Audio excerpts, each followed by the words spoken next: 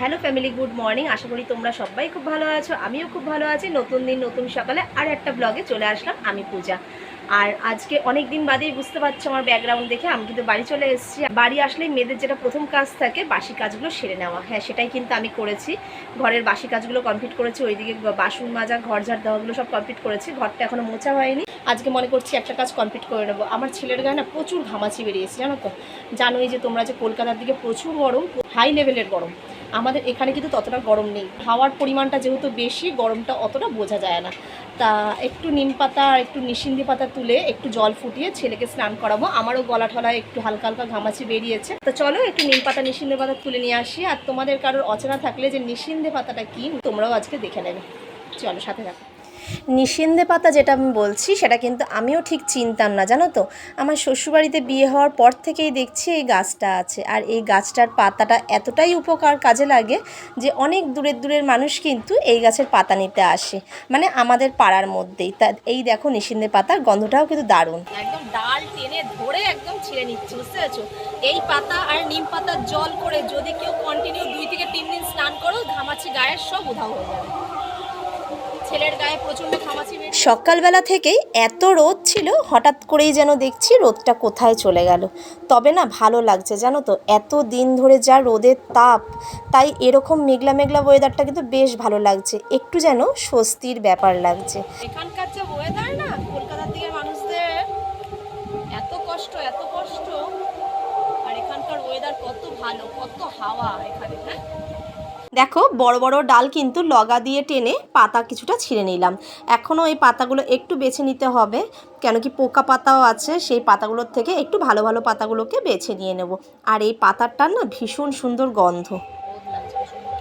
এই যে এরকম করে খালি পাতাগুলো নিয়ে নেব। দেখো,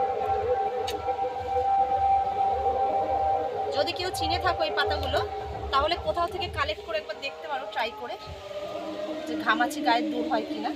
তবে আমি চিনতাম না, আমি এখানে এসে চিনেছি। ভীষণ ভালো কাজ হয়, ভীষণ ভালো। আমরা তো এর আগে যখন মানে গরমটা প্রথম প্রথম পড়েছে, আমরা প্রথম প্রথম অনেক দিন নিম পাতা নিশিন্দে পাতার পাতা করে জল করে রেখে দিয়েছিলাম। স্নানের পরে একটুখানি গাটা ধুয়ে দিতাম, বেশ ফ্রেশ লাগবে। আর এইবার একটু নিম পাতা ছিঁড়ে নিচ্ছি। দেখো, বাড়ির ভেতরেই যখন এত সুন্দর প্রাকৃতিক জিনিস, তাহলে আর অন্য কোনো মলম বা কোনো পাউডার ইউজ করবো? হ্যাঁ, তবে পাউডার ইউজ করি না তা না, পাউডারও ইউজ করি গরমকালে। তবে এই জলটা দিয়ে একটু স্নান করলেও কিন্তু আমাদের শরীরের দুর্গন্ধ, ঘা প্যাচড়া, ঘামাচি সব কিছুই দূর হবে। সেই ভেবেই কিন্তু একটু গরমকালে এরকম জল দিয়ে স্নান করাটা ভালো, সেটা ভেবেই আজকে জলটা ফোটাবো। দুরকম পাতাই বেশ ভালো করে বেছে নিয়েছি। আর বেছে নেওয়ার পরে এবার ভালো জলে একটু 2-3 বার ধুয়ে নিচ্ছি। এরপরে কিন্তু এই কলের জল দিয়েই ফোটাতে বসিয়ে দেবো।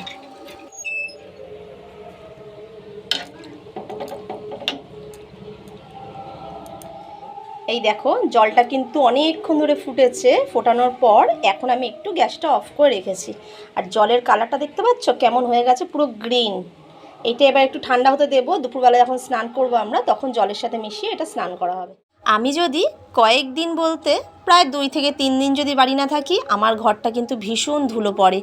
কারণ যারা আমার ব্লগ কন্টিনিউ দেখো, তারা কিন্তু জানো যে আমার ঘরের দেয়ালগুলো প্রচণ্ড ড্যাম্প, আর প্রচণ্ড ধুলো পড়ে ঘরের দেয়ালগুলো থেকে। আর তারপর যদি 2-3 দিন ঝাঁট না পড়ে, তাহলে তো বুঝতেই পারছো। আর আমি এসেই দেখছি আমার বাড়িতে যে প্রচণ্ড হাওয়া দিচ্ছে। যেহেতু গ্রিলে কোনো কাচ সিস্টেম নেই, এই জন্য যত ধুলো সব হাওয়া দিলে কিন্তু ঘরের ভেতর ঢুকে যায়, কি বারান্দায় ঢুকে যায়। পাপোশগুলো ঝাড়ছি, দেখো একবার ধুলোয় পুরো ভরে যাচ্ছে।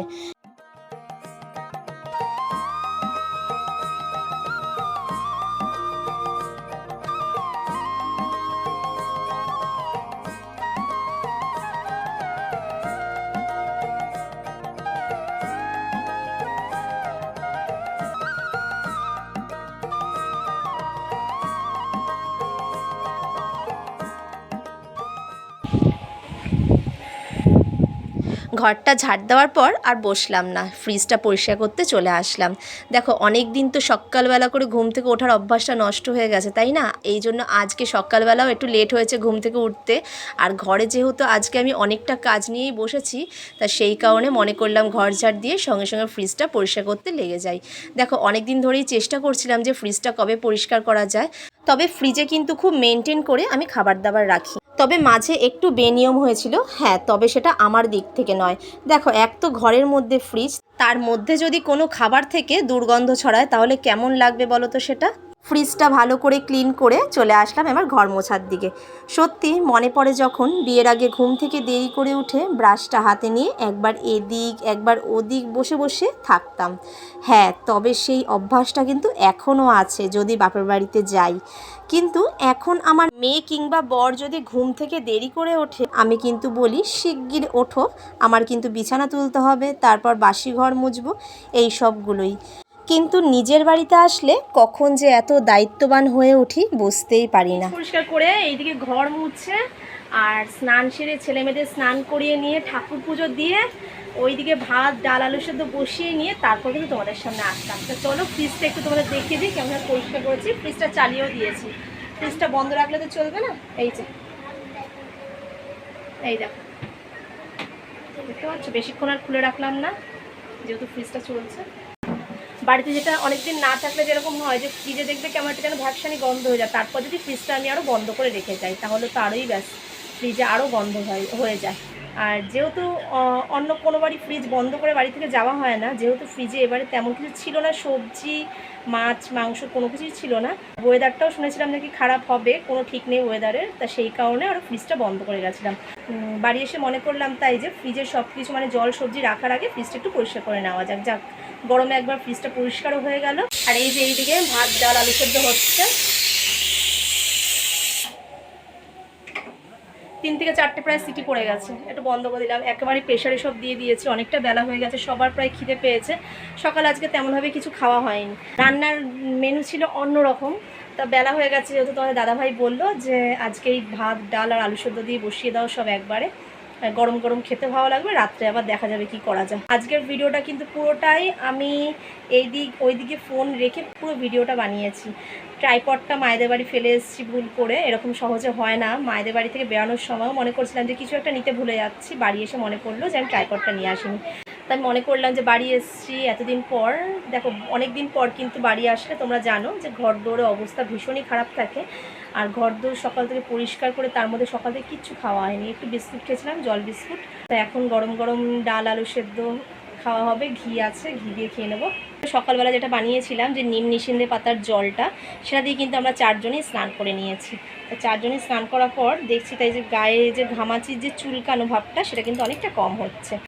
খুব ভালো জানো তো এইসব আয়ুর্বেদিক জিনিস, মানে যেহেতু ভেষজ জিনিস, এতে তো কোনো কেমিক্যাল ইউজ করা নেই না। যদি কেউ পারো একবার ট্রাই করে দেখতে পারো, যাদের ঘামাচির প্রবলেম বেশি হয়, মানে ঘামাচির প্রবলেম প্রচণ্ড, এই গরমকাল পড়লে ঘামাচি হয়। ঘামাচি আমাদের ঘরে সহজে কারোর অত হয় না, আর আমরা যেহেতু পাচ্ছি অরিজিনাল ভেষজ জিনিসটা, তাহলে আমরা কেন ইউজ করবো না বলো।